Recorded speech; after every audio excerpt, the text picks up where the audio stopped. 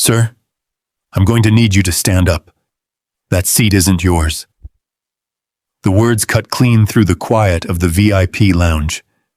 Every head turned, but no one spoke. Marcus Hale didn't argue. He didn't raise his voice. He just looked down at his boarding pass resting beside a half-finished glass of water, then back up, calm, steady, like a man who had already seen this moment coming. "I paid for this seat," he said quietly. Across from him, the woman in pearls gave a thin smile like she'd already won. "People like you always think that," she said, loud enough for everyone to hear. A few passengers shifted in their chairs. One man lowered his phone, then slowly raised it again. No one stepped in. No one asked questions. Behind Marcus, a staff member tightened her grip on a tablet, just as something small and folded slipped into her pocket, quick enough most wouldn't notice. But Marcus noticed. And still, he didn't move. Because what they saw was a quiet black man in a worn jacket. What they didn't see was everything he was about to take from them. And before this day is over, the same people who asked him to leave will be wishing he never walked out at all. The lounge was wrapped in a kind of quiet that only money could buy. Soft yellow light spilled from recessed fixtures overhead, warming the leather chairs into a honeyed glow. Glass walls overlooked the runway where planes rolled like distant thunder, their engines humming beneath the steady murmur of polite conversation. A faint scent of roasted coffee and polished wood lingered in the air. Everything about the space whispered exclusivity without ever raising its voice. Marcus Hale sat alone near the center of it all. His chair faced the window. One leg crossed over the other. His posture relaxed, but deliberate, as if he had learned long ago how to take up space without drawing attention to it. His laptop rested open on the low table in front of him, its edges worn, a thin scratch running along one corner. Beside it, a half-empty glass of water caught the light, the condensation forming a slow ring against the polished surface. He wore a dark jacket that had seen better days. Clean, pressed, but undeniably old. His shoes were scuffed at the edges, the kind of wear that came from walking more than riding. A simple leather bag leaned against his leg, its surface faded from years of use. On the side of that bag, barely noticeable unless you were looking for it, sat a small embossed logo. Plain, almost forgettable. Marcus didn't seem to notice any of it.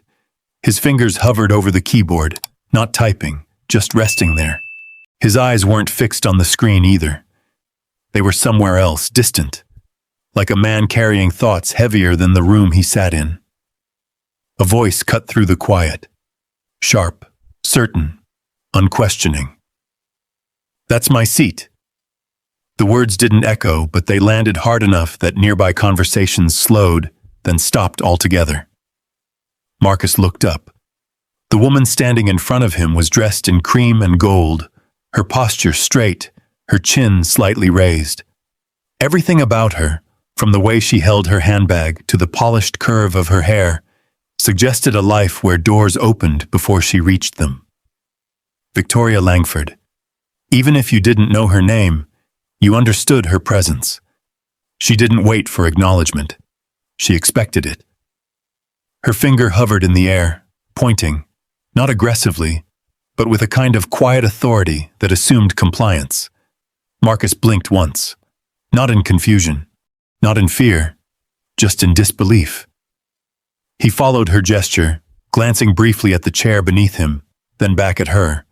His expression didn't change much. If anything, it softened, like he was searching for a misunderstanding that hadn't yet revealed itself. "I think there's been a mistake," he said calmly. His voice was low, even, the kind of voice that didn't try to command attention, but somehow held it anyway. Victoria let out a small, humorless laugh. "Oh, I'm sure there has," she replied. "You're sitting in it." A few heads turned. A man near the window lowered his phone. A couple across the room paused mid-sentence. Someone by the bar shifted slightly, angling their body just enough to watch without appearing obvious. Still, no one spoke. Marcus glanced down at the table. A folded boarding pass rested beside his laptop. He reached for it slowly, unfolding it with careful hands, as if the paper itself deserved respect. Before he could say anything else, a uniformed attendant appeared at Victoria's side. "How can I help, Ms. Langford?" the attendant asked, her tone immediately warmer, more attentive. Victoria didn't look at her. "He's in my seat," she said.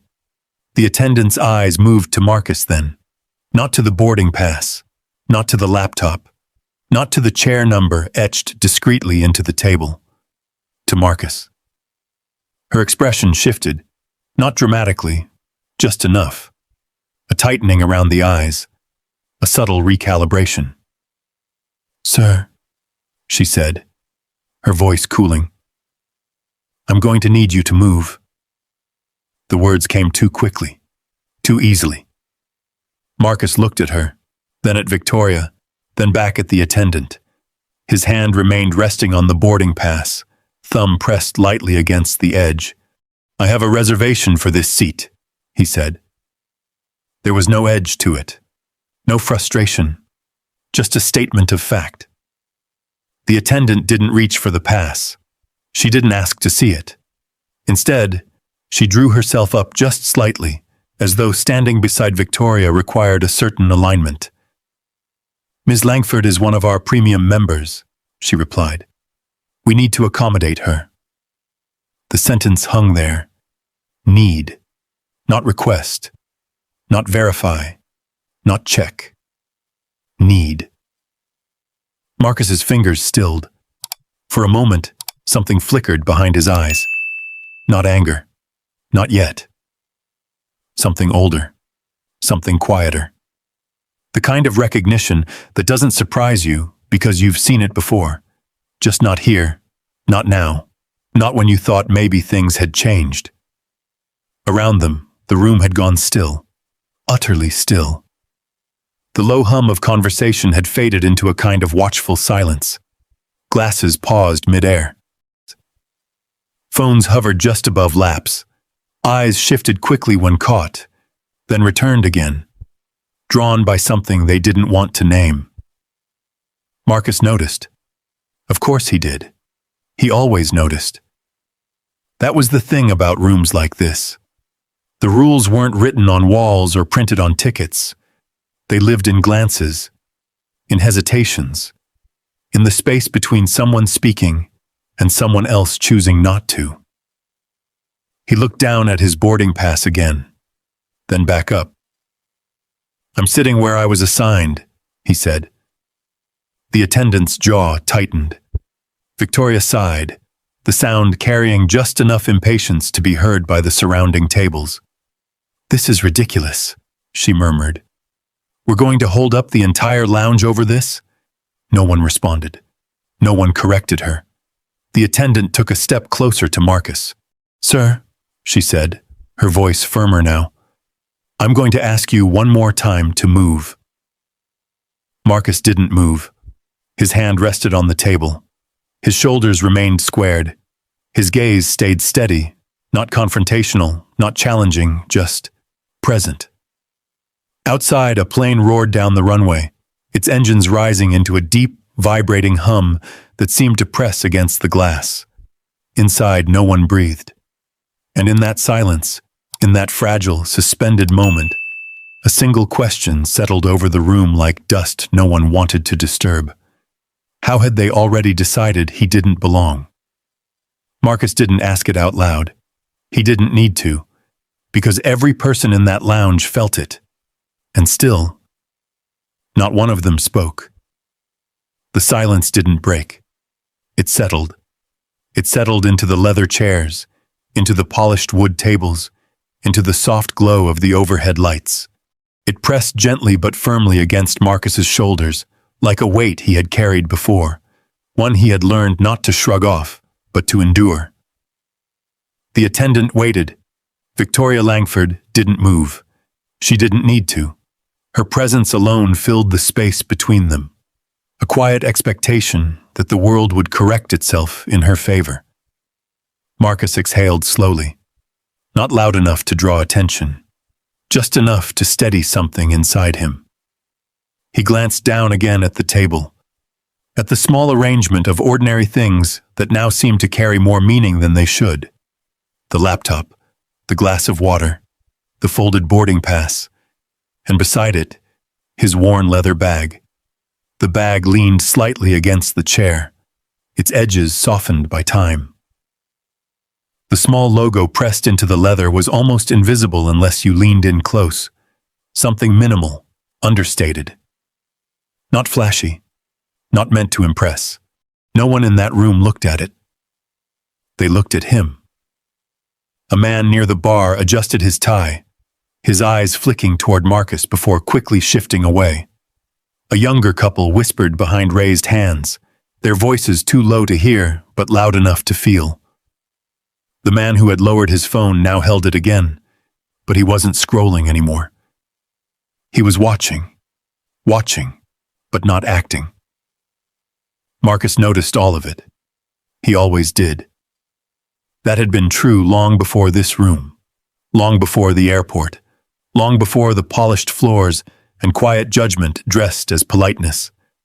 He had learned it as a boy in Cleveland, standing beside his father in a hardware store, watching the cashier ask for ID 3 times for a card that had already been approved. Watching his father smile, not because it was funny, but because it was necessary. "Stand straight," his father had said later, as they walked out into the cold. "Don't shrink to fit the way they see you." Marcus straightened slightly now. Not dramatically. Not enough for anyone to call it defiance. Just enough that his shoulders aligned, his back steady, his presence unmistakably his own. "I'm not in the wrong seat," he said again, his voice even. The attendant's expression tightened. Her eyes flicked, just for a second, toward Victoria. It was quick, almost invisible, but it said everything. Marcus saw it.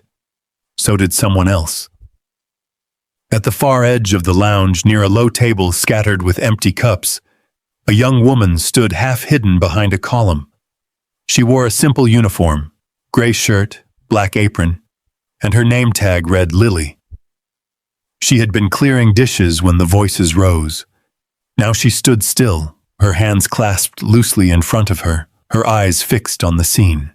There was hesitation in her posture, a quiet tension, like someone caught between what they knew and what they were allowed to say.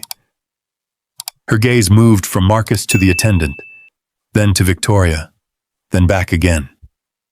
She swallowed. Marcus didn't notice her. Or maybe he did. It was hard to tell with him. The attendant shifted her weight, her tone sharpening just slightly. "Sir, I'm trying to be respectful," she said. "But we have policies in place and we need you to cooperate." Policies. The word floated there, vague and unanchored. Marcus's eyes rested on her for a moment. "Then check them," he replied. It wasn't a challenge. It wasn't raised in volume or edged with anger. It was simple, direct. The kind of sentence that left no room for interpretation. For a brief second, something changed. The attendant hesitated. It was small, barely noticeable, but it was there. A flicker of uncertainty. A moment where the truth, plain and uncomplicated, sat between them. Then it passed. Her shoulders squared again. "We don't need to check anything," she said. Behind her, Victoria let out a soft laugh, the sound smooth and dismissive. "You're holding everyone up," she said, her voice carrying just enough to reach the surrounding tables. "Some of us have places to be." Some of us. Marcus heard it. So did the room. The phrase didn't shout. It didn't need to. It slipped into the air like a quiet boundary being drawn, separating who belonged from who didn't. Marcus's jaw tightened, just slightly. He had heard those words before. Not always in those exact terms, sometimes softer, sometimes hidden behind smiles or jokes or polite explanations, but always there, just beneath the surface. Some of us. He looked around the lounge, at the leather chairs, at the polished surfaces, at the people who avoided his gaze the moment his eyes met theirs. He wondered, not for the first time, how many of them had decided, without thinking, which side of that line he stood on. His phone buzzed softly on the table. The sound was small, almost lost in the quiet, but it broke something. Marcus glanced down. A notification lit the screen for a brief second before dimming again. Just a glimpse. A subject line. A name. He didn't pick it up. He didn't need to. The attendant didn't look at it. Victoria didn't see it. But Lily did. From across the room, her eyes caught the flash of light. The words were too quick to fully read, but something about them lingered. Something official. Something important. Her brow furrowed. She took a small step forward, then stopped. Because the moment had already shifted again. The attendant took another step closer to Marcus, her voice lowering now, the politeness thinning. "Sir, I'm asking you to move voluntarily," she said. "Let's not make this more difficult than it needs to be." More difficult. Marcus let the words settle.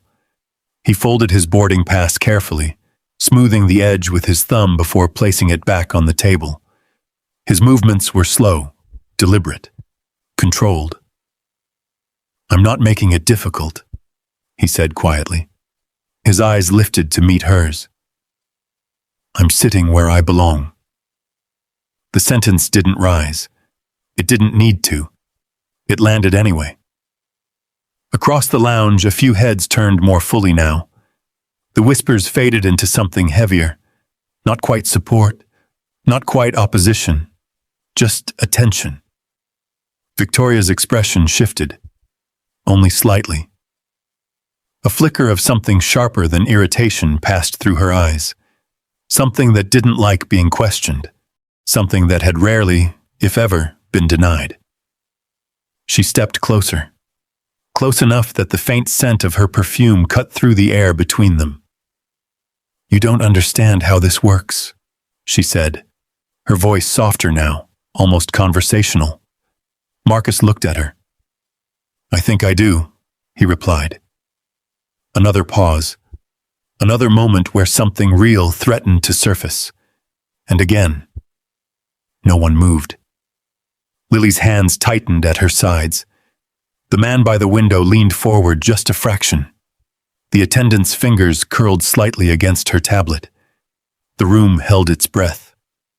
Because somewhere beneath the polished calm, beneath the soft lighting and expensive quiet, something had begun to crack. And no one, not yet, knew what would happen when it finally broke. Victoria Langford tilted her head slightly, studying Marcus the way someone might study a stain on an otherwise perfect surface. Not with curiosity, with dismissal. "You don't understand how this works," she repeated, this time slower, as if patience itself were something she had to force. Marcus didn't answer right away. He didn't need to. The silence stretched, thin and brittle, like glass under pressure. Across the room, someone cleared their throat. Another person shifted in their seat, the soft creak of leather louder than it should have been. The hum of the espresso machine near the bar suddenly felt distant, like it belonged to another world entirely. The attendant exhaled quietly, then stepped back just half a pace. "I'm going to get my supervisor," she said. It sounded like procedure. It felt like escalation. Victoria gave a small nod, satisfied, as if the next step had always been inevitable. Marcus watched the attendant walk away, her heels clicking softly against the polished floor, disappearing behind a frosted glass partition near the lounge entrance. For a moment, it was just him and Victoria, and the room, watching. Victoria crossed her arms, the gold bracelet at her wrist catching the light. "You could have saved yourself the trouble," she said. "This isn't worth making a scene over." Marcus looked at her. "A scene?" he asked gently. She gave a faint smile. "Yes," she said. "This." Her hand gestured vaguely around them, as if the entire moment, his presence, his refusal, the attention it had drawn, was something unnecessary, something inconvenient, something he had caused. Marcus's gaze followed her hand. He saw the people pretending not to stare, the couple who had stopped whispering but hadn't gone back to talking, the man by the window who now held his phone at chest level, angled just slightly. He saw Lily too, standing near the column, still frozen in place, her eyes locked on the exchange like she was afraid to blink. And he understood. This wasn't just about a chair. It never had been. "I'm not the one making a scene," Marcus said. His voice stayed low, steady, but something in it shifted. Not louder, not sharper, just firmer. Victoria's smile faded just a fraction. Before she could respond, the frosted glass door opened again. The attendant returned, this time with a man in a navy blazer walking beside her. Supervisor.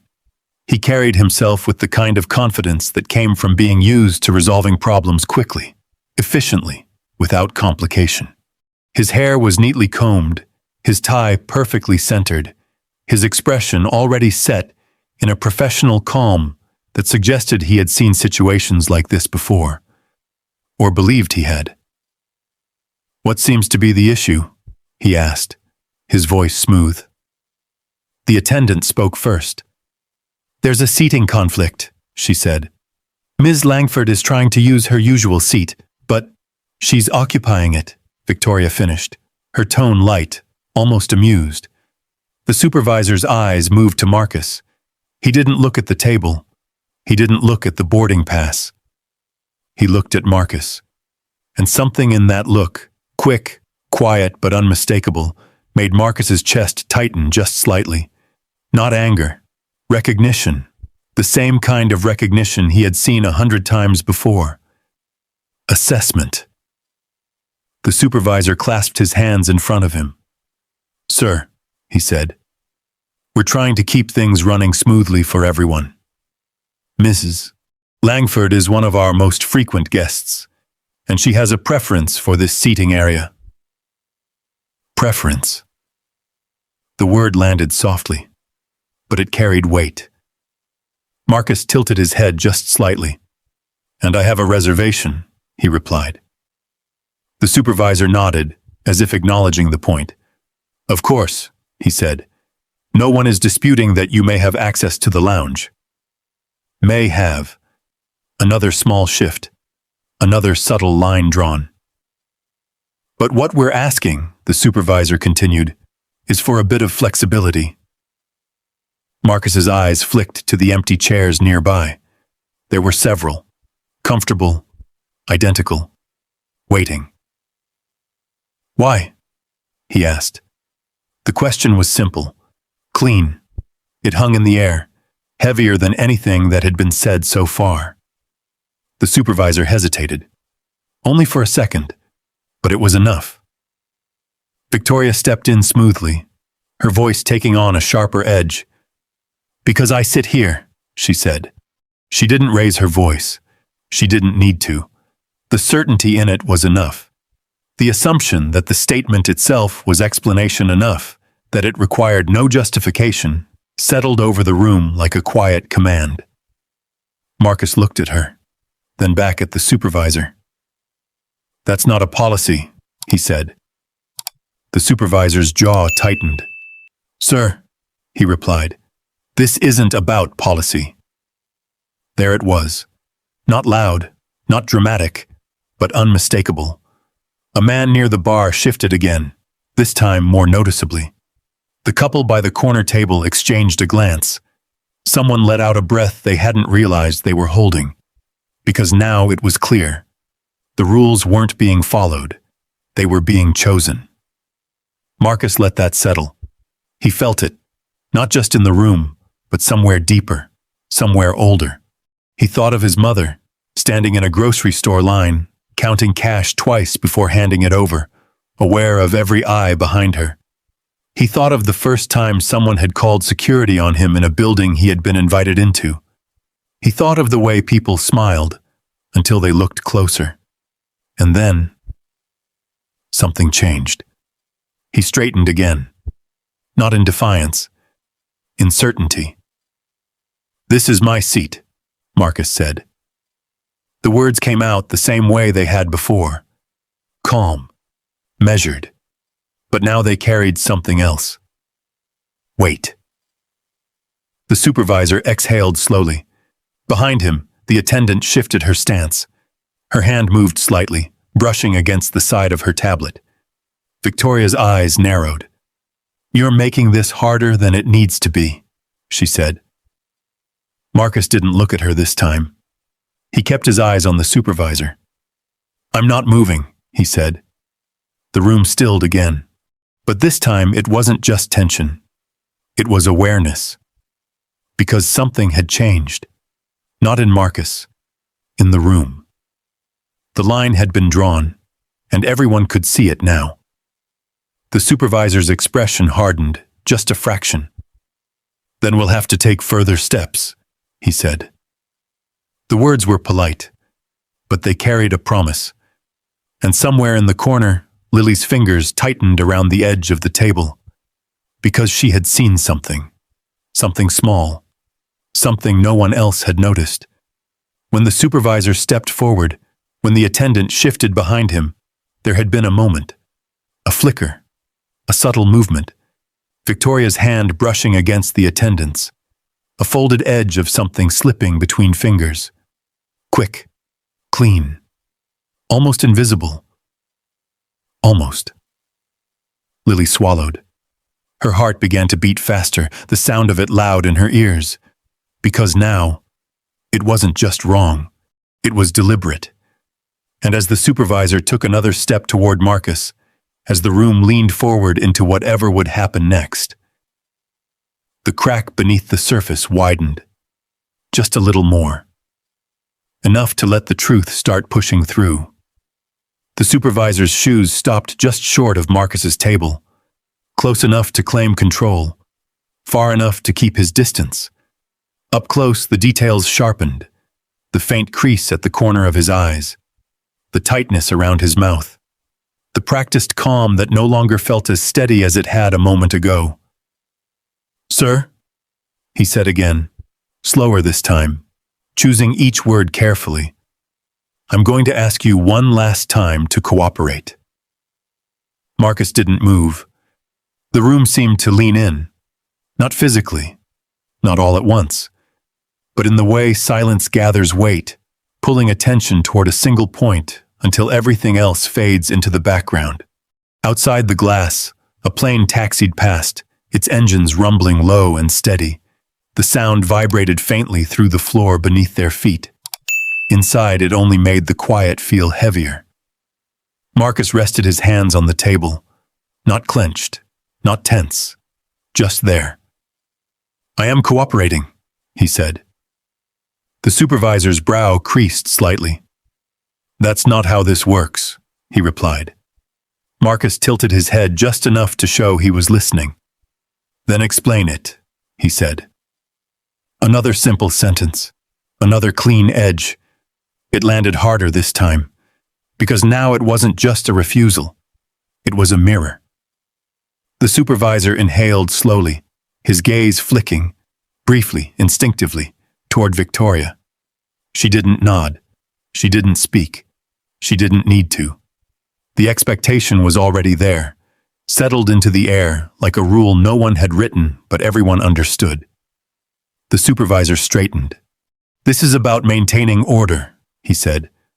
"We have to prioritize certain guests when necessary." Certain guests. The phrase slipped out, softer than it should have been, but clearer than he intended. Marcus heard it. So did the room. A woman near the bar shifted in her seat, her lips pressing together. The man with the phone adjusted his grip, angling it slightly higher now, though he still tried to make it look casual. And Lily? Lily took another small step forward. She didn't realize she had moved until she felt the edge of the column brush against her shoulder. Her heart was beating faster now, because she had seen it. The folded bill, the quick exchange, the way the attendant's hand had closed around it like it was nothing, like it was routine.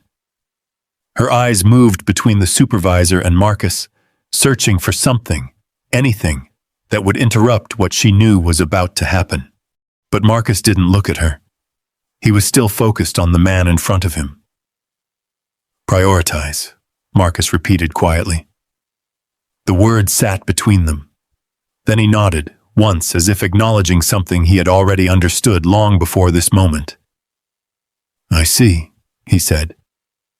The supervisor relaxed slightly, not because the situation had improved, but because it felt, for just a second, like it might resolve, like Marcus might stand, like the balance would return. But Marcus didn't move.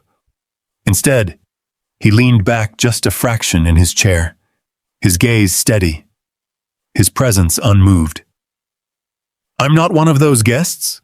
He asked. The question wasn't loud. It didn't accuse, it simply existed, and that made it harder to answer. The supervisor opened his mouth, closed it. His jaw shifted. That's not what I said, he replied. Marcus nodded again. You didn't have to. A ripple moved through the room, subtle, but real. Because now the truth wasn't hidden anymore. It wasn't buried under politeness or softened language. It was right there, plain enough that even the people trying not to see it could feel it pressing against them. Victoria exhaled sharply. This is getting absurd, she said, her patience thinning. Are we really going to debate semantics over a chair? Marcus turned his head slightly toward her. For the first time, his expression changed. Not much, but enough. There was something in his eyes now, something calm but unyielding. Not anger, not frustration, certainty. It's not a chair, he said. The words were quiet, but they landed with weight. Victoria's lips parted slightly, as if she hadn't expected that answer, as if, for just a moment, she couldn't quite dismiss it. The supervisor stepped in quickly. Sir, he said, his tone tightening, this isn't up for discussion anymore. Marcus looked back at him. No, he said. A pause. It isn't. And for a brief, suspended moment, everything stopped. The supervisor's hand hovered near his side, fingers twitching slightly, as if deciding what to do next. The attendant shifted her weight again, her eyes darting between Marcus and Victoria, between the problem and the person she had chosen to protect. The room held its breath, because now it wasn't about misunderstanding. It wasn't about confusion. It was about choice, and everyone could see it. The supervisor's voice dropped lower. Sir, if you refuse to move, we'll have to escalate this situation. Marcus didn't flinch. Then escalate it, he said. The words weren't loud. They weren't aggressive, but they changed something. Because now the path forward was clear, and it wasn't the one the room had expected. Victoria's posture stiffened. She hadn't expected resistance. Not like this. Not calm. Not controlled. She took a small step forward, her voice sharpening again. You're holding everyone up, she said. People here have real schedules, real responsibilities. Marcus's gaze didn't shift. I do too, he replied. Another pause. Longer this time. He didn't explain. He didn't elaborate. He didn't need to. But the sentence hung there, heavier than anything that had been said before, because it suggested something the room hadn't considered, something that didn't fit the image they had already decided on.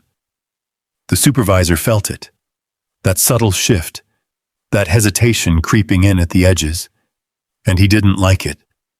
He stepped closer just enough to reclaim space. "This is your final warning," he said. The words were precise, measured, official. Marcus looked at him. Then, slowly, he reached for his glass of water. He lifted it, took a small sip, set it back down. Every movement deliberate, every second stretched. And then, "I'm not moving," he said. The finality in his voice didn't rise. It settled. Deep. Unshakable. Across the room, someone exhaled audibly. The man with the phone no longer pretended to scroll. The couple in the corner stopped whispering entirely. Lily's hands trembled slightly at her sides, because she understood now. This wasn't going to resolve quietly. This wasn't going to fade. Something was about to break. The supervisor straightened fully. His expression hardened. "All right," he said. The word felt heavier than it should have. He turned slightly toward the attendant. "Call security." The sentence landed like a drop in still water. Small, but final. Victoria's shoulders relaxed. Just a little. Relief. Satisfaction. Control restored. Or so she thought. Marcus didn't react. He didn't argue. He didn't raise his voice. He simply sat there. Still. Steady. Unmoved. And in that stillness, in that refusal to bend, the room began to feel different, like something deeper than authority had just been challenged, like something older than rules had just been exposed. And for the first time, people weren't just watching. They were starting to wonder. What if he was right? What if they were wrong? And what would happen when the answer finally came? The question lingered in the air, unspoken but undeniable. For a brief moment, it felt like the room itself was waiting, holding its breath, suspended between what had already happened and what was about to unfold. Then the sound came, soft at first, a radio crackling somewhere behind the frosted glass, a door opening, footsteps, measured, purposeful, security. The word didn't need to be said out loud. It moved through the lounge anyway, carried in glances, in shifting posture, in the quiet tightening of shoulders. Victoria Langford stepped back half an inch, adjusting the strap of her handbag, as if reclaiming space that had never truly been hers to lose. Her chin lifted again, the confidence returning to her face like a mask, slipping back into place. The supervisor folded his hands behind his back, his posture settling into something firmer now. Final. Marcus didn't move. He sat exactly where he had been from the beginning. Calm. Grounded. Still. Across the room, Lily felt her pulse in her throat. She had seen it. She knew what had just happened behind Marcus's back. The folded bill, the quick exchange, the quiet understanding that followed. It replayed in her mind now, sharper than before. Because this wasn't confusion anymore. This wasn't a misunderstanding. This was a choice. Her fingers curled slightly at her sides. She glanced toward the attendant, who now stood just behind the supervisor, her face carefully composed, her hand resting too casually near her pocket. Like nothing had happened. Like nothing ever did. Lily took a breath. Then another. But her feet stayed planted. Because speaking up meant stepping into something she couldn't control. And silence. Silence was safer. Wasn't it? The lounge doors opened again. 2 uniformed officers stepped inside. They weren't aggressive. They didn't rush. Their presence was steady, practiced. the kind of calm that came from stepping into situations already defined for them. One of them, a broad-shouldered man in his 40s, scanned the room quickly before his gaze landed on the supervisor. "Over here," the supervisor said quietly. The officers approached. Each step seemed louder than it should have been. Each movement drew every eye in the room. The man with the phone didn't pretend anymore. His screen was angled directly toward the scene now, his thumb hovering near the record button. The couple in the corner sat completely still. No one whispered. No one moved. Marcus looked up as the officers stopped beside his table. The older one spoke first. "Sir," he said, his tone even, "we've been asked to assist with a situation." Marcus met his gaze. There was no fear in his eyes, no panic, just that same quiet steadiness that had been there from the beginning. "What situation?" Marcus asked. The officer hesitated, just slightly. His eyes flicked to the supervisor, then back again. "We're being told you're refusing to comply with staff instructions," he said. Marcus nodded once. "I'm sitting in the seat I reserved," he replied. The officer absorbed that. For a moment, something shifted in his expression. Not agreement, but recognition. Because the words didn't sound like defiance. They sounded like truth. Behind him, the supervisor cleared his throat. "This has already been explained," he said. "He's been asked multiple times to relocate and is refusing." The officer looked between them again. Marcus, the supervisor, Victoria. Something didn't quite line up, but procedure was procedure. "Sir," the officer said, turning back to Marcus, "we're going to need you to come with us so we can sort this out."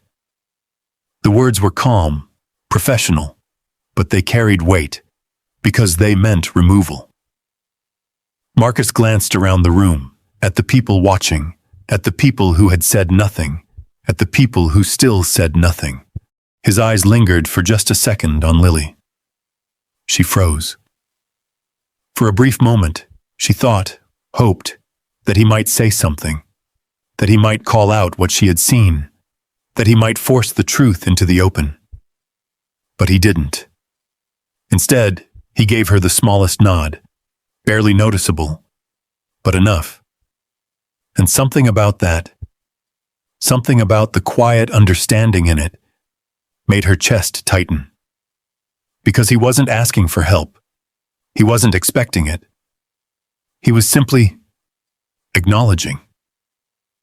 Then Marcus turned back to the officers. "I'm not resisting," he said. He reached for his bag, lifting it carefully from beside his chair. The leather creaked softly, the worn strap sliding into his hand like it belonged there. He closed his laptop, sliding it inside with the same deliberate care. No rush, no anger, just control. The room watched. Every movement, every second. Because this was the moment. The line between discomfort and consequence. Victoria exhaled softly, almost satisfied. "This didn't have to happen," she said under her breath. Marcus paused, just for a moment. Then he looked at her. And there it was again. That subtle shift in his expression. Not anger, not defeat. Something else, something she didn't recognize. "You're right," he said quietly. The words caught her off guard. She blinked. Because they didn't sound like surrender. They sounded like agreement. But not the kind she expected. Marcus adjusted the strap of his bag on his shoulder. Then he stepped away from the chair. The chair. The seat. The space that had started all of this. For a moment, it sat empty. And no one moved to fill it. Not even Victoria. Because something about the way Marcus left it behind made it feel different. Not claimed, not won. Just exposed. The officers stepped aside to guide him toward the exit.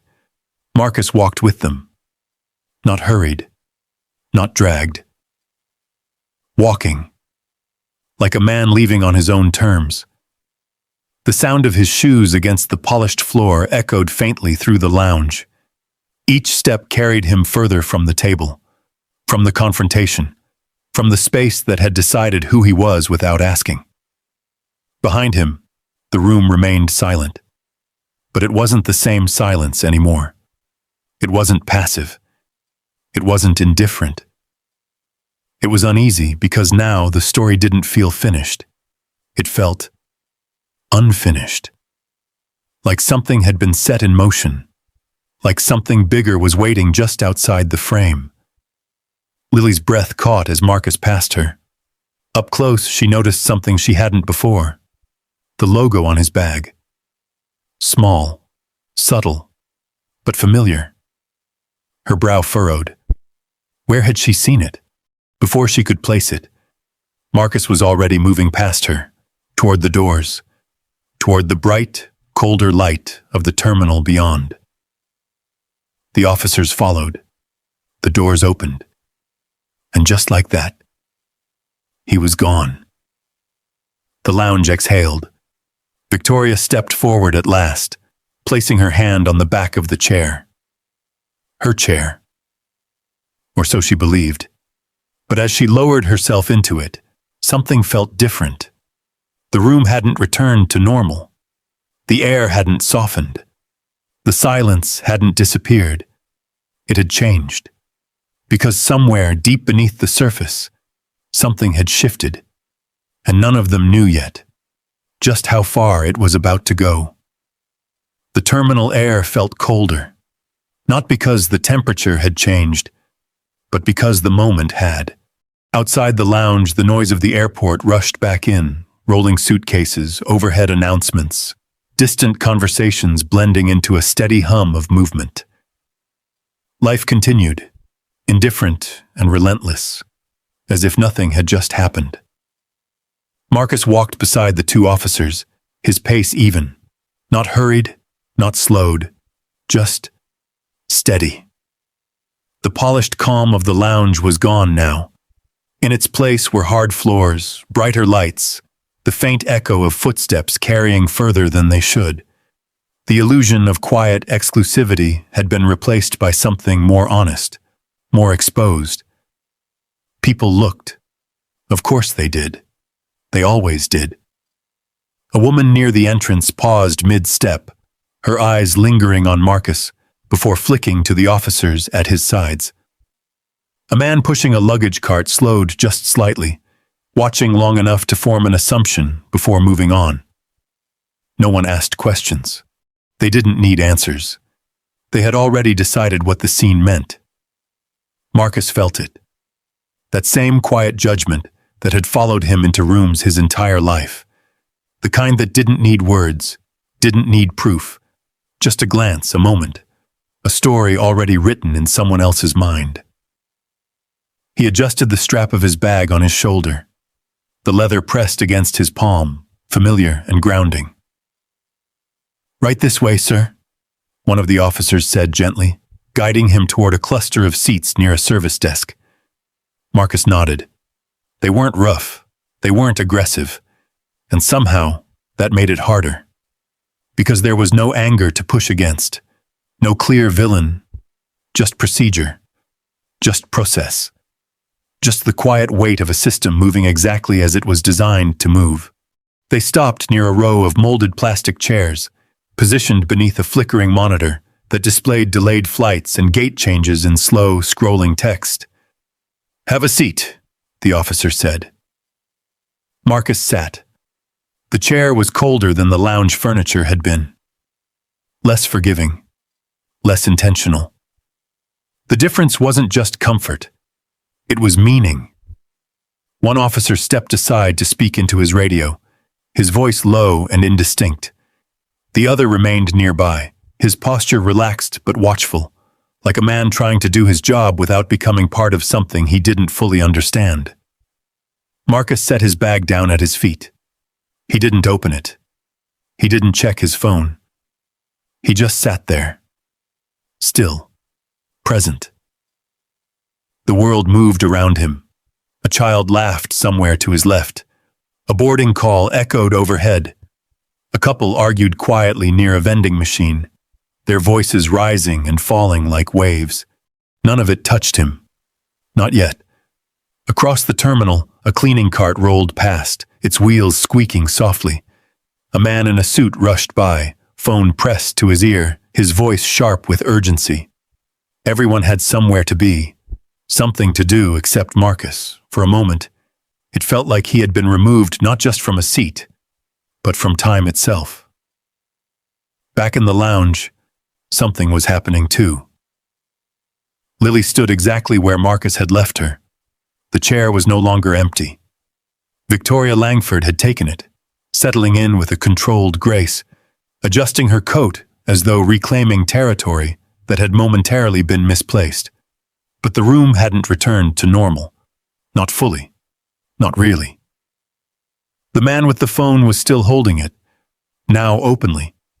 The couple in the corner weren't whispering anymore. They were watching. And Lily. Lily couldn't look away from the spot where Marcus had been. Her chest felt tight, because the image wouldn't leave her mind. The folded bill. The quick exchange. The way everything had shifted after that. She swallowed. Her fingers trembled slightly as she reached into her apron pocket. Her phone. She hesitated. Just for a second. Then she pulled it out. Her thumb hovered over the screen. Because once she started recording, once she pressed that button, there was no pretending she hadn't seen what she saw. No stepping back, no safe distance. She looked up. The supervisor was speaking quietly to the attendant now, his expression tense, his voice controlled but urgent. Victoria sat still, her posture composed, but there was something different in her face now. Not doubt, but awareness. The room wasn't on her side the way it had been before. Not completely. Lily lifted her phone, pressed record. The red dot blinked to life. Back in the terminal, Marcus finally reached for his phone. The screen lit up in his hand, casting a soft blue glow against his face. Notifications, messages, emails, more than he expected, more than usual. He didn't react. He scrolled once, paused, then locked the screen again. The officer nearby noticed, not the content, just the calm. "You all right?" he asked quietly. Marcus looked up. There was no accusation in the question, no judgment, just curiosity. Marcus considered it for a moment. Then he nodded. "I will be," he said. The officer studied him for a second longer, then nodded back, as if accepting an answer he didn't fully understand. Across the terminal, a large window reflected the movement of planes lifting into the sky, one after another. Leaving. Moving forward. Marcus followed the reflection with his eyes. Then he leaned forward slightly, resting his forearms on his knees. And for the first time since he had been asked to leave, he allowed himself a breath that carried weight. Not anger, not regret. Something deeper. Something quieter. A decision. He reached into his bag, pulled out his laptop, opened it slowly, the hinge creaking just slightly as the screen came to life. The glow illuminated his face again, steady, focused. The cursor blinked, waiting.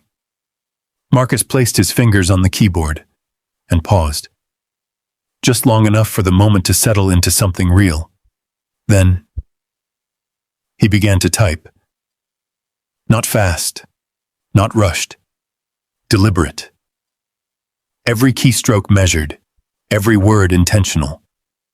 Around him, the airport continued as if nothing had changed, but something had. Not in the noise, not in the movement, in the direction. Because whatever had started back in that lounge Whatever had cracked beneath the surface was no longer contained there. It was moving now, quietly, precisely. And none of the people who had watched him walk away, none of the people who had said nothing, had any idea what was about to follow. The terminal lights hummed softly overhead, casting long reflections across the polished floor.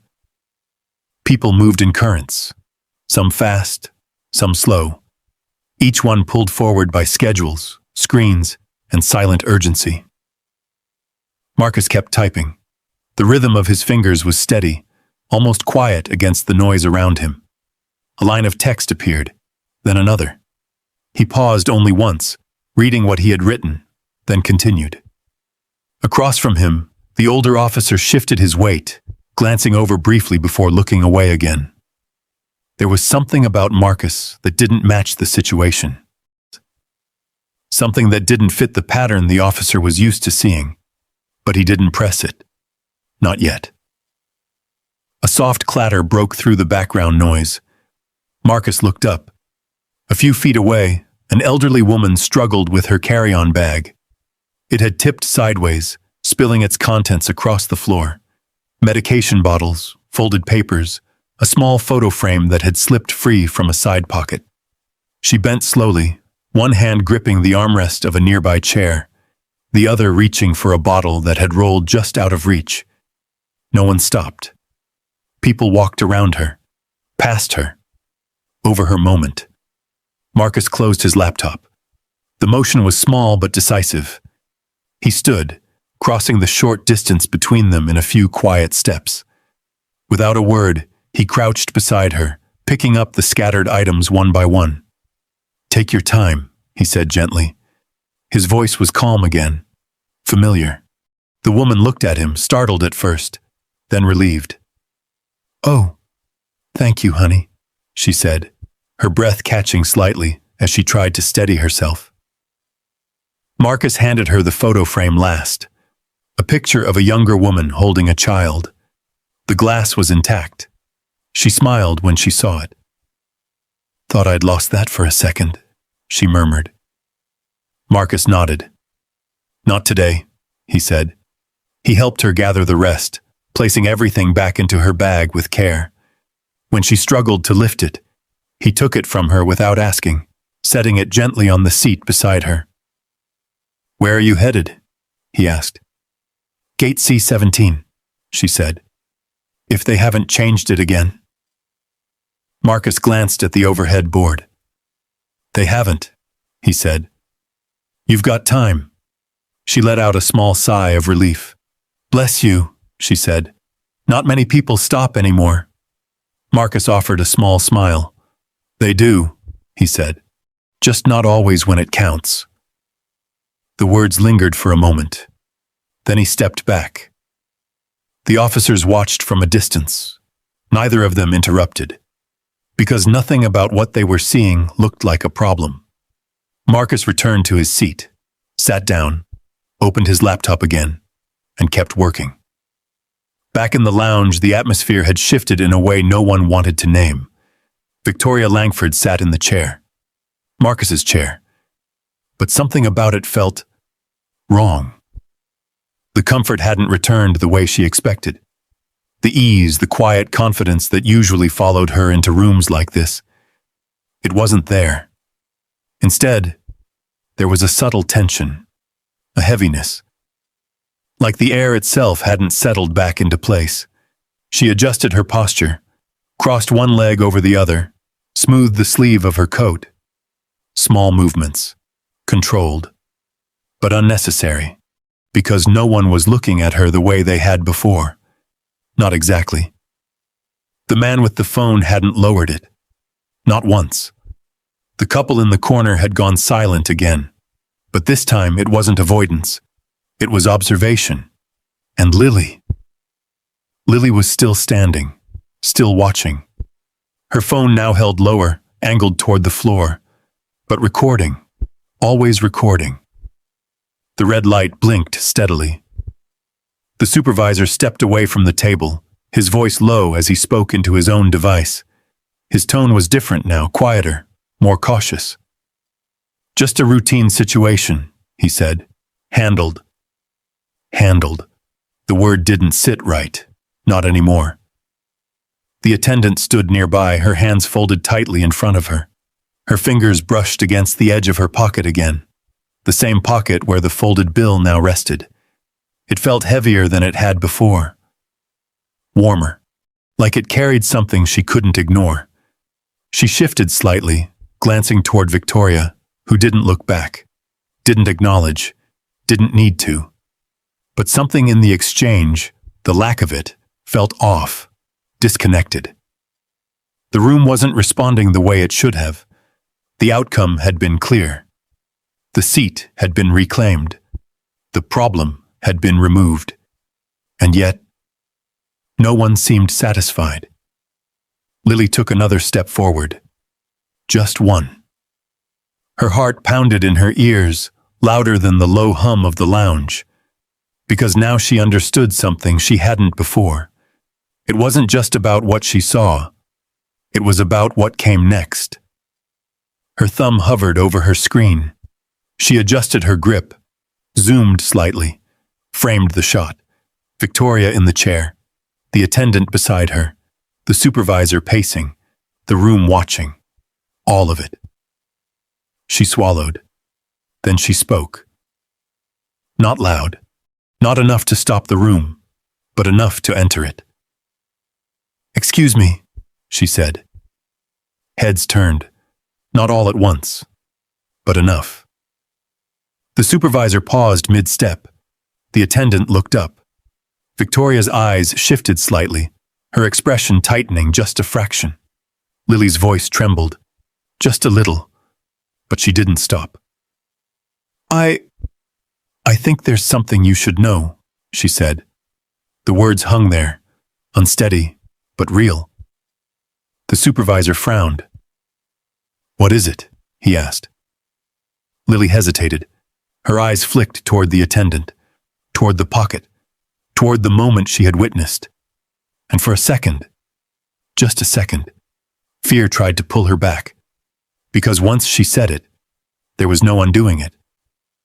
But then she thought of Marcus, walking out of the lounge without raising his voice, without asking for help, without forcing anyone to see what was right in front of them. And something in her shifted, not loudly, not dramatically, just enough.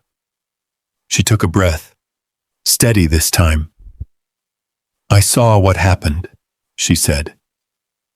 The room went still again, not the same stillness as before. This one was sharper, more focused, because now the silence wasn't hiding anything. It was waiting.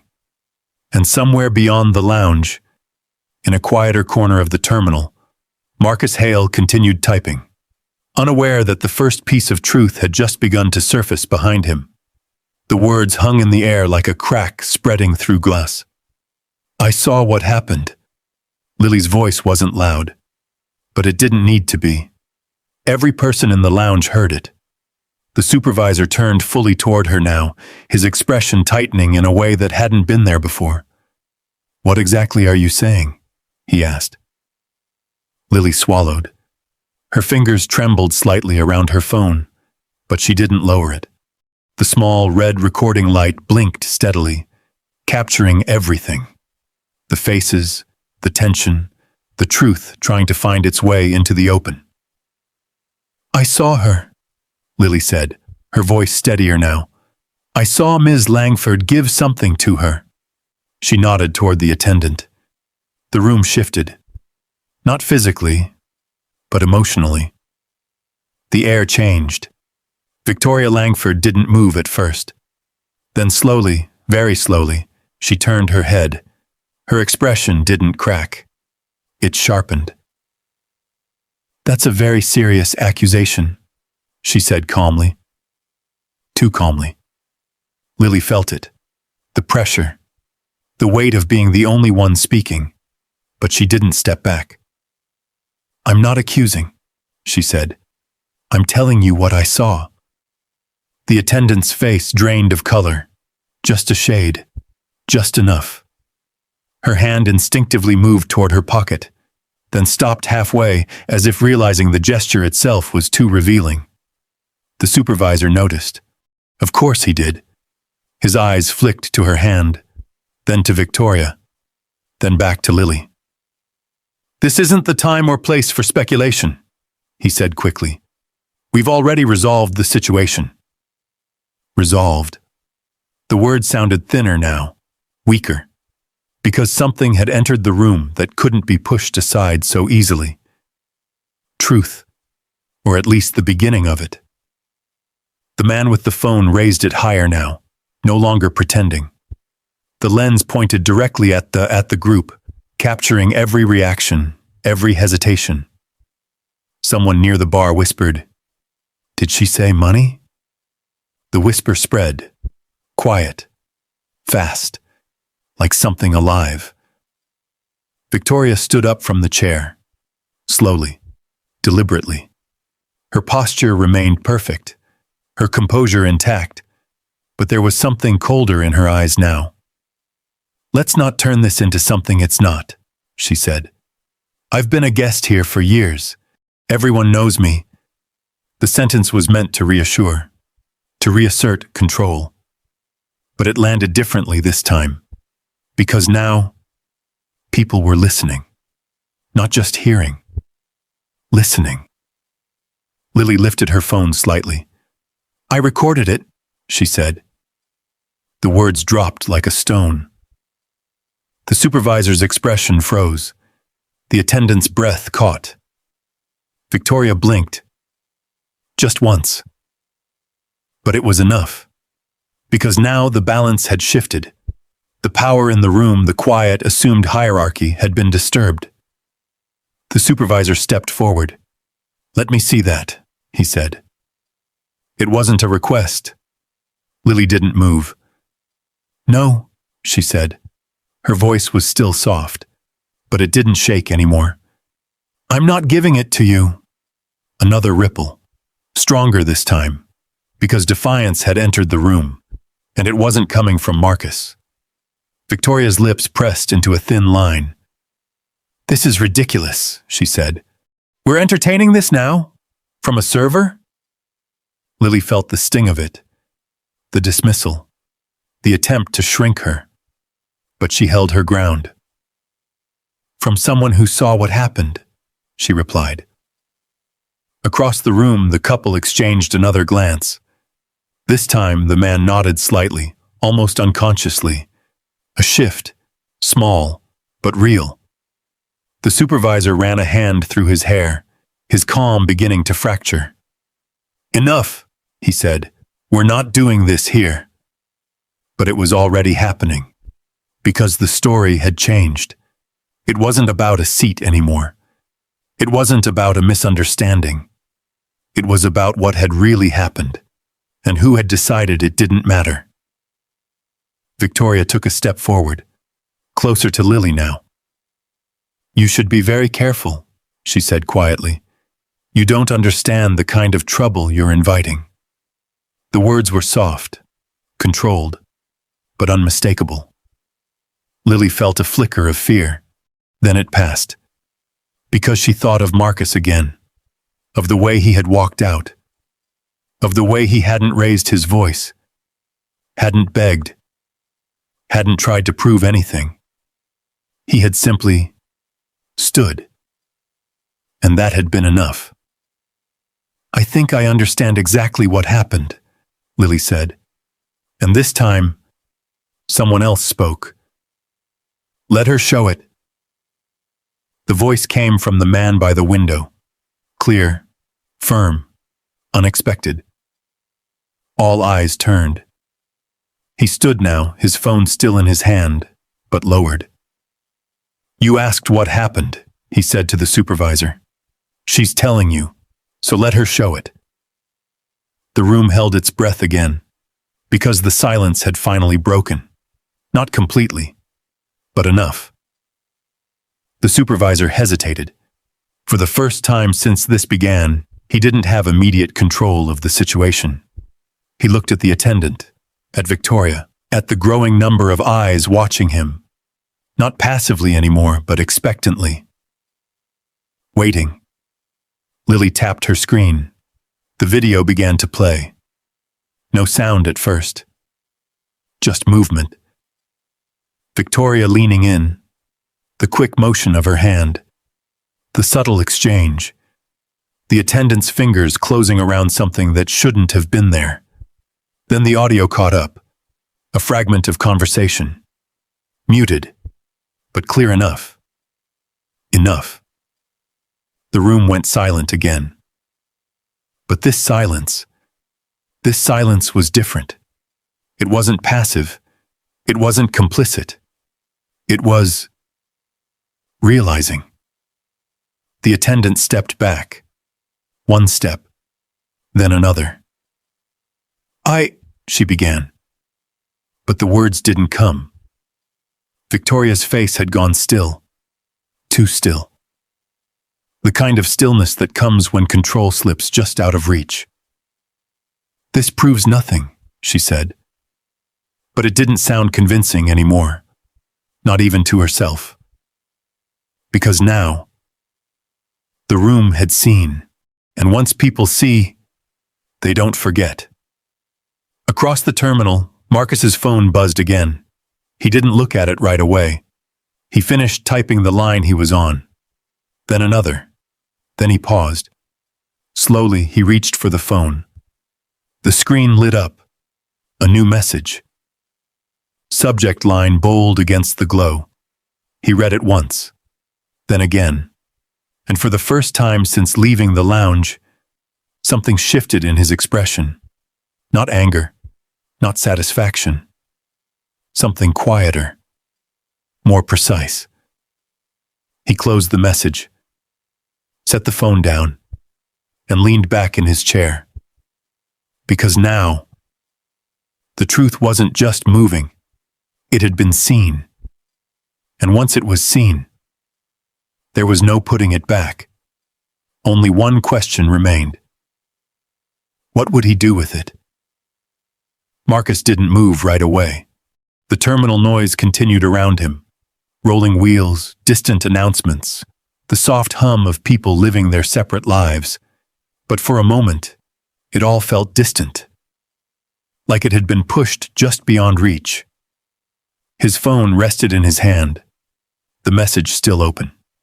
He read it again, not because he needed to, because he wanted to be certain. The words were short, direct, urgent in a way that didn't need explanation. Board waiting, final approval needed before noon. Below it, another line. Sterling contract contingent on your confirmation. Marcus exhaled slowly. A faint breath, the kind that didn't draw attention, but carried weight. He leaned back in the chair, eyes drifting toward the large glass windows again. A plane lifted in the distance, its wheels leaving the ground in a smooth, effortless motion. For a second, it looked like freedom. Then it disappeared into the sky. Marcus lowered his gaze, back to the phone, back to the moment, back to what had just happened. Not the seat, not the argument, the choice, the system, the way everything had aligned without question, without hesitation, without even the smallest attempt to verify the truth. He thought of the supervisor's words. This isn't about policy. He thought of Victoria's voice. Some of us have places to be. He thought of the silence that had wrapped itself around him like a second skin. And then, he made a decision. Marcus tapped the screen. A contact opened. He didn't hesitate. He pressed call. The line rang once, twice, then clicked. "Rachel," he said. His voice was calm again, steady. But something underneath it had shifted. Not louder, sharper, more precise. "Hey, Marcus," Rachel Monroe's voice came through, slightly breathless. "We've been trying to reach you. The board's already Pause it," Marcus said. Silence. Not confusion. Not delay. Just stillness. Pause the deal, he repeated. Rachel didn't respond immediately. Marcus could almost see her on the other end, sitting at the long conference table in New York. Laptop open. Legal team nearby.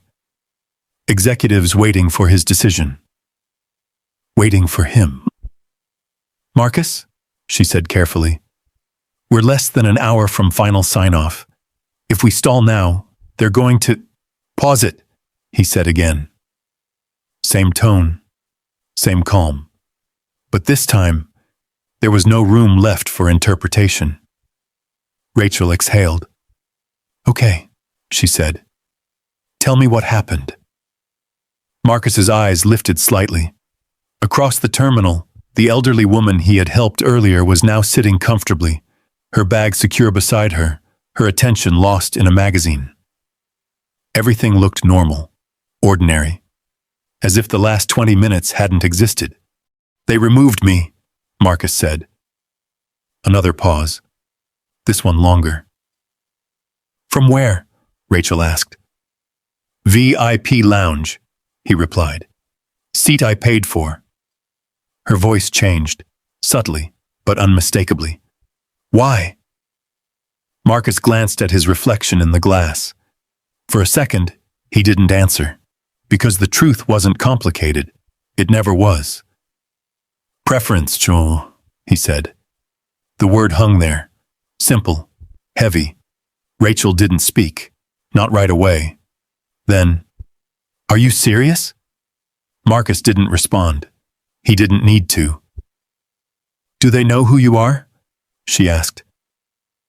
Marcus's lips curved slightly, not quite a smile. Does it matter? He said. Rachel didn't answer that either, because she already knew. It mattered now, but it hadn't mattered then, and that was the problem. Do we have documentation? She asked, her voice sharpening now, shifting into something more focused, more strategic.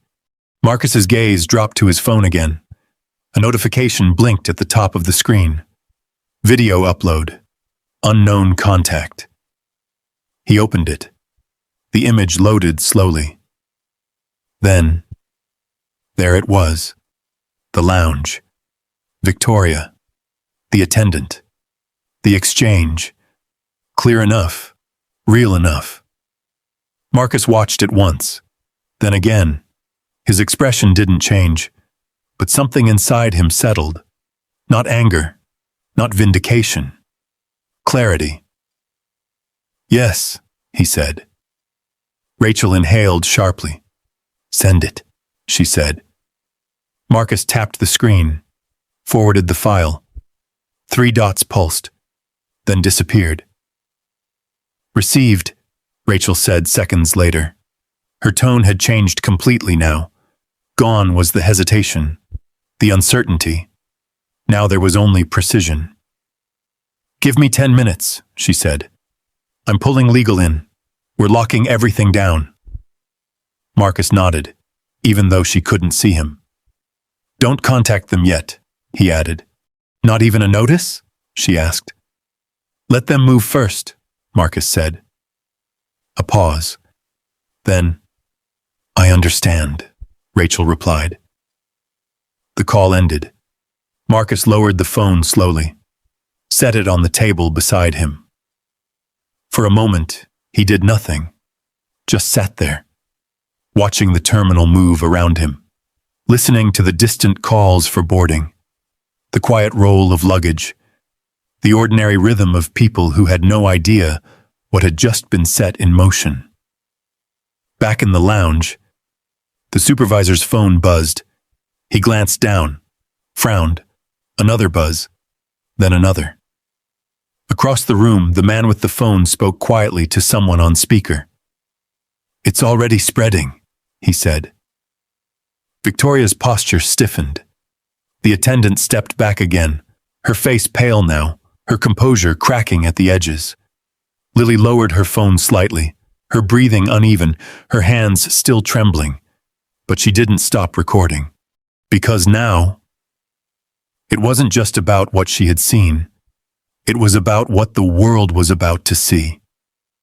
In the terminal, Marcus finally closed his laptop. He didn't rush, didn't react. He simply stood, picked up his bag, adjusted the strap on his shoulder, and looked toward the lounge doors in the distance. Not with anger, not with urgency, with purpose. Because now, the question wasn't whether the truth would come out. It already had. The question was, what it would cost the people who had chosen to ignore it. At first, it was just one phone, a soft vibration against the polished surface of the lounge table. The supervisor glanced down, annoyed more than concerned. His thumb brushed the screen, expecting something routine. A message, short, urgent. He read it once, then again. His expression didn't change immediately, but something behind his eyes did. A flicker, confusion, then something sharper. Another phone buzzed, this time across the room. The man with the raised camera. He looked down, then back up, his posture shifting slightly, as if something he had been casually recording had suddenly become something else entirely. "Wait," he muttered.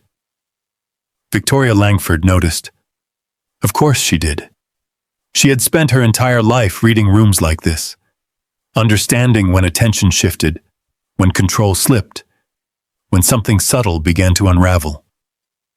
"What is it?" she asked, her tone controlled but tighter than before. No one answered her. Not right away. Because now, it wasn't just one phone. It was 3, 5, 7. Soft vibrations rippled through the room like distant thunder. The attendant's phone buzzed in her pocket. She froze. Slowly, she reached for it. Her fingers trembled just enough to betray her. She unlocked the screen, and everything changed. Her face drained of color completely this time. Not a flicker, not a shade. Gone. The supervisor stepped toward her. "What is it?" he asked quietly. She didn't respond. She couldn't. She simply turned the phone toward him. He leaned in, read the screen, and for the first time since this began, he lost control of his expression. A headline. Bold. Unmistakable. Black passenger removed from VIP lounge seat.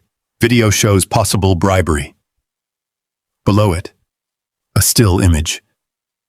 Victoria, the attendant, the moment of exchange, captured, frozen, impossible to deny. The supervisor stepped back, just half a step, but it was enough.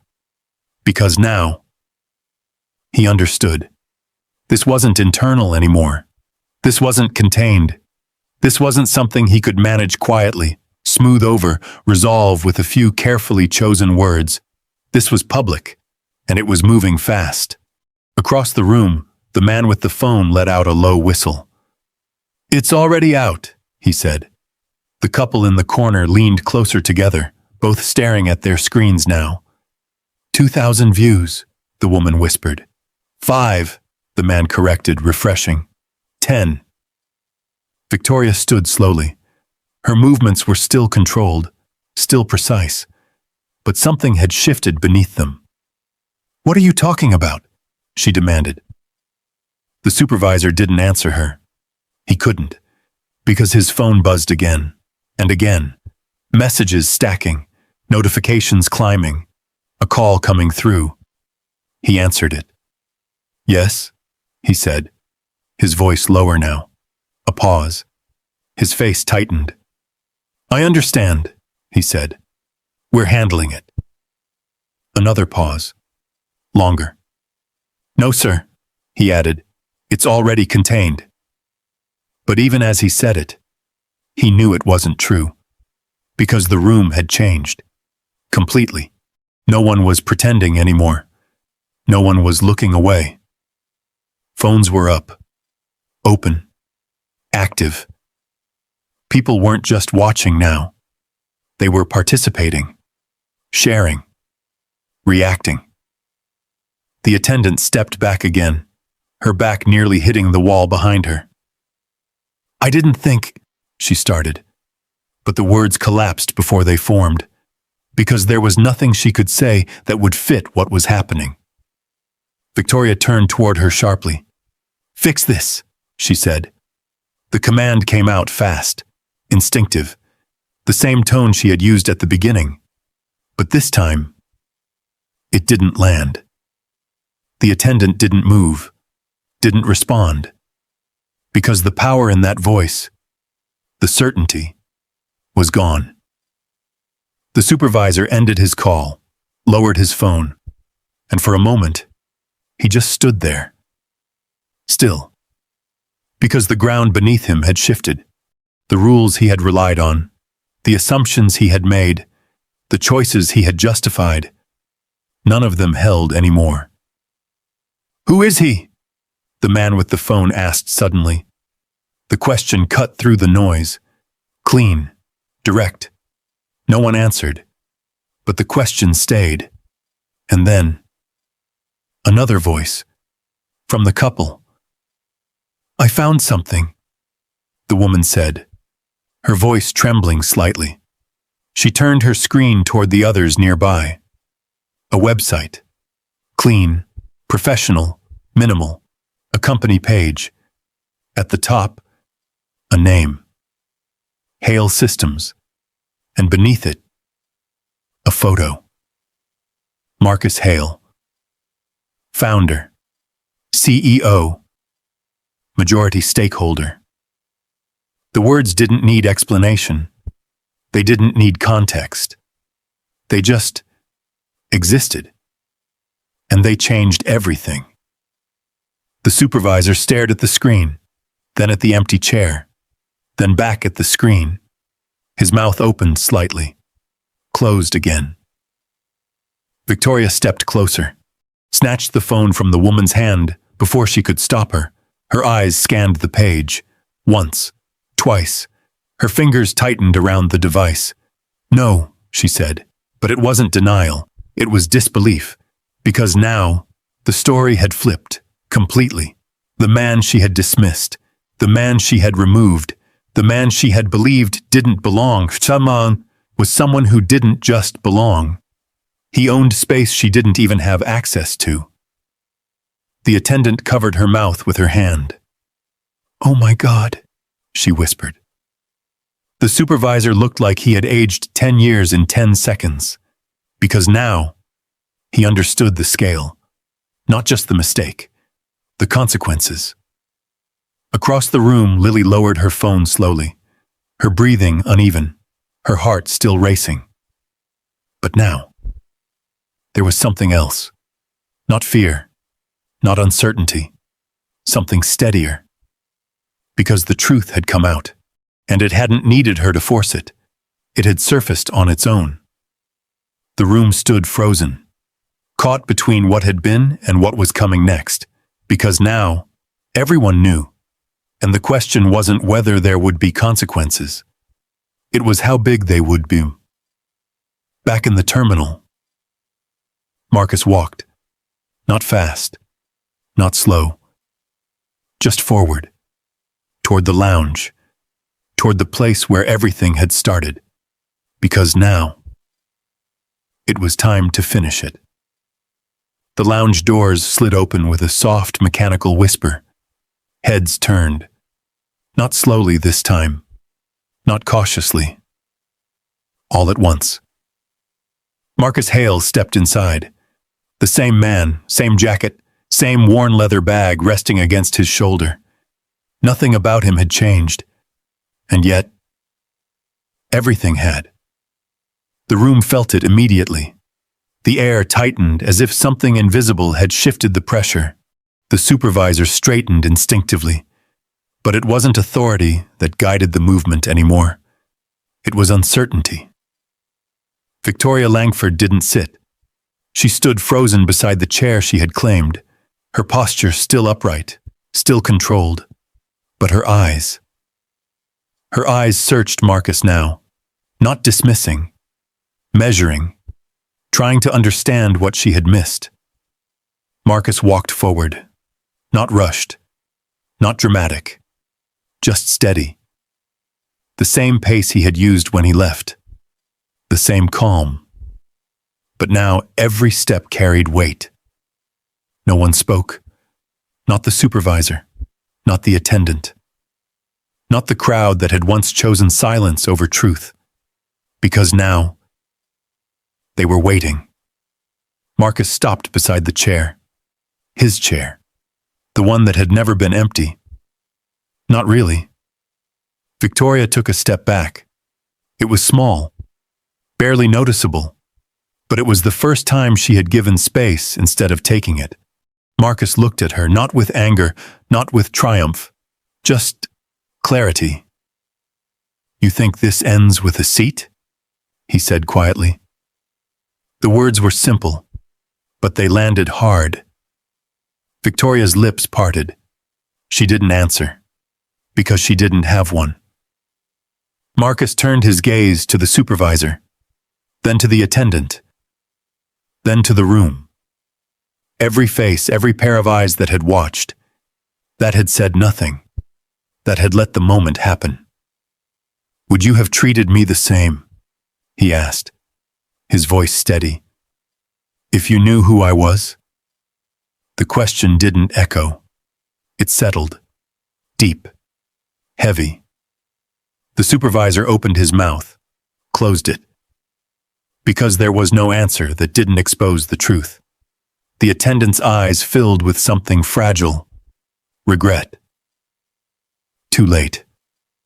Lily stood at the edge of the room, her phone lowered now, her breathing steady for the first time since this began. She didn't need to record anymore. The truth was already out. Marcus nodded once, as if their silence was answer enough. "It shouldn't matter," he said. The words carried no anger, no accusation, just truth, and that made them harder to ignore. The supervisor stepped forward slightly. "Mr. Hale," he began, his tone shifting, softer now, careful, measured. "There's been a misunderstanding. Marcus raised a hand, not aggressively, just enough to stop him. "No," he said. One word. Clean. Final. This wasn't a misunderstanding. The supervisor fell silent, because he knew. They all knew. Marcus reached into his bag, pulled out his phone, unlocked it. The screen glowed between them. "I've already paused the deal," he said. The room stilled again. Different this time. Not confusion. Not tension. Impact. The supervisor's face went pale. "The deal?" he asked. Marcus held his gaze. "The one your company's been waiting on," he said. No raised voice. No explanation. Just enough. The man with the phone whispered, "Oh my God." Victoria's hand tightened around the back of the chair. The reality settled in. Not slowly. All at once. The power she thought she held, the control she believed was unquestioned, had never been hers. Marcus lowered the phone, slipped it back into his pocket. "This place, he said, gesturing lightly around the lounge, "is built on service, on trust." He paused. Let the words breathe. "But what I saw today..." His eyes moved across the room again. Every face, every witness, was something else. Silence. Heavy. Unavoidable. The supervisor swallowed hard. "We can fix this," he said quickly. "We can make this right." Marcus shook his head. "You already made your choice," he replied. Another pause. Not long, but long enough. Then he stepped forward, past the chair, past Victoria, toward the exit. No one stopped him. No one spoke. Because now, they understood something they hadn't before. Power wasn't in the room they had defended. It had walked out. And now, it was leaving again. But this time, it wasn't alone. Because the truth had followed it back in, and it had changed everything. As Marcus reached the doors, he paused, just for a second, not turning fully. Just enough. "You don't fix this by apologizing to me," he said. The room held still.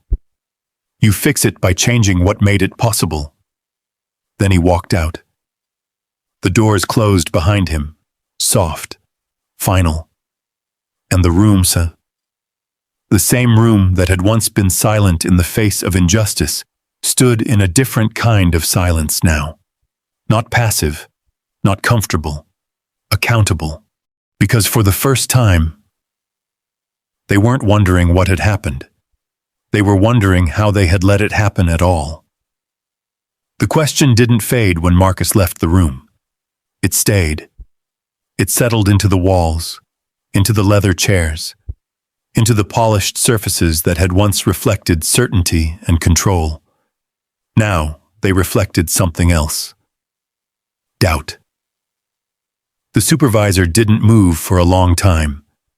His hands hung at his sides, his posture no longer sharp, no longer composed.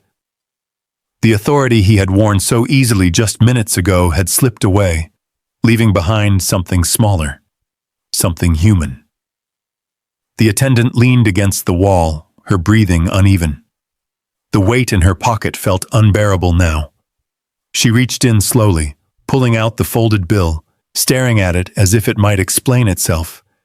It didn't. It never had. Victoria Langford stood alone beside the chair that had started everything. She looked at it now, not with ownership, but with distance. It didn't feel like hers anymore. It didn't feel like victory. Across the room, phones were still out, still recording, still sharing. Because the moment hadn't ended, it had only changed. The man by the window spoke quietly into his phone. "They're already reporting it," he said. Yeah, it's bigger than I thought." Lily lowered her gaze, her hands finally still. She hadn't expected this. Not the scale, not the speed. She had only wanted to do what was right. Now the truth had grown beyond her, beyond all of them. In the terminal, Marcus stepped into the afternoon light spilling through the glass walls. It stretched across the floor in long golden lines, softening the edges of everything it touched. He paused near the window, not because he had nowhere to go, but because, for the first time since it began, it was over. His phone buzzed again. He looked down. Rachel. He answered. "It's done," she said. Her voice carried something different now. Not urgency, not tension. Resolution. "They've issued a statement," she continued. "Internal review. Suspensions already in motion. They're asking for a meeting." Marcus looked out at the runway. Planes moved in slow, deliberate patterns, guided by unseen systems, following paths they didn't question. "Of course they are," he said. There was no satisfaction in his tone, just understanding. "They want to fix it," Rachel added. Marcus was quiet for a moment. Then, "They should," he said. Another pause. "Do you want to push?" she asked. "Legal is ready. We can escalate this, make it public in a way that forces more than just policy changes." Marcus didn't answer right away. He watched as a young boy ran across the terminal floor, chasing after his mother, laughter trailing behind him like something untouched by everything that had just happened. He thought about the lounge, the silence, the choice people had made not to speak. Then he thought about Lily, about the way her voice had shaken, and then steadied, about the moment she had stepped forward when no one else would. "No," Marcus said. Rachel paused. "No?" she repeated. "We're not here to destroy people," Marcus said. We're here to change what made them think that was okay. His voice remained calm, but it carried weight. Because this was the difference. Rachel exhaled slowly. I'll set the terms, she said. Make them clear, Marcus replied. The call ended. Marcus slipped his phone back into his pocket. For a moment he stood there, letting the quiet settle around him. Then he turned, walked toward the terminal exit. Near the curbside pickup area, the elderly woman he had helped earlier stood again, struggling slightly with her bag as she tried to lift it into the back of a waiting car. Marcus crossed the distance without thinking. Let me get that, he said. She looked up, surprised. Oh, it's you, she said, her face lighting up with recognition. He lifted the bag easily, placing it inside the car. Thank you again, she said, for earlier. Marcus smiled. Of course. She studied him for a second. Not the way the others had. Not measuring. Not questioning. Just seeing. You carry yourself like someone important, she said. Marcus chuckled softly. I try to carry myself like someone who knows who he is, he replied. She nodded slowly. That's better, she said. He stepped back, closing the car door gently. The driver pulled away. Marcus watched for a moment, then turned back toward the terminal. Behind him, somewhere deep inside the building, changes were already happening. People were being called into offices. Reports were being written. Decisions were being made. Not because they had wanted to, but because they had to. Because the truth had been seen. And once seen, it couldn't be ignored. Marcus adjusted the strap of his bag one last time. The small logo caught the light for just a second before fading back into the worn leather. Unnoticed by most. Understood by the few who knew where to look. He walked forward, into the flow of people, into the ordinary rhythm of a world that had shifted, just slightly, because one man had refused to move, because dignity had refused to bend, and somewhere, in the quiet space between what people assume and what is true, a simple answer remained, not in the lounge, not in the headlines, but in the choice each person would face next time. Who deserves respect? The answer had always been there. Waiting, for someone to refuse to give it away, and for others to finally see it. If you had been in that room when everyone stayed silent, would you have spoken up, or would you have looked away too? When Marcus Hale quietly lifted that elderly woman's bag and smiled like nothing had happened, that was the moment the story truly ended. Because dignity doesn't need an audience to exist. This story reminds us that the real cost of judgment isn't just the mistake.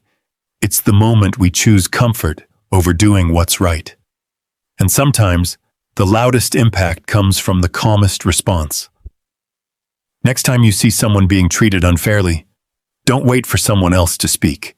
Be the one who breaks the silence, just like Lily finally did. And when life puts you in Marcus Hale's position, remember, you don't have to fight to prove your worth. You just have to stand in it. If this story meant something to you, comment 1 below and tell me honestly, have you ever stayed silent in a moment like that? Because in the next story, someone else will be tested in a way no one sees coming.